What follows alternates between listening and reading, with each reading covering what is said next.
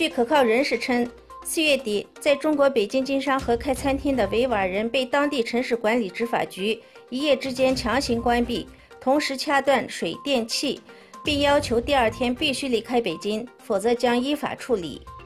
对此，东突厥斯坦新闻中心首席执行官阿卜杜吉利里卡尔卡西表示，中国自古以来视维吾尔人为敌，在当今社会，中国入侵者在占领的新疆维吾尔自治区东突厥斯坦以各种不靠谱的理由抓捕了150多万维吾尔人，现又将魔爪伸向居住在内地经商的遵纪守法、没有任何过错的维吾尔人，使用强硬手段，在没有任何经济补偿的情况下驱逐回乡，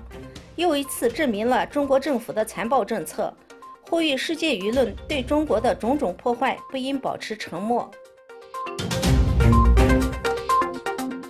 巴勒斯坦卫生部宣布，在加沙巴以冲突中，死亡人数上升为64人，其中包括8名儿童，受伤人员超过2700人，其中包括225名儿童。乌兹别克斯坦总统米切尔约耶夫和世界银行行长举行会谈后，世界银行签署了向乌兹别克斯坦贷款9亿4千万美元的协议。5月18日，阿富汗东部加拉拉巴德市的一座板球场发生炸弹袭击事件，袭击共引爆了4枚爆炸装置，造成至少8人死亡，55人受伤。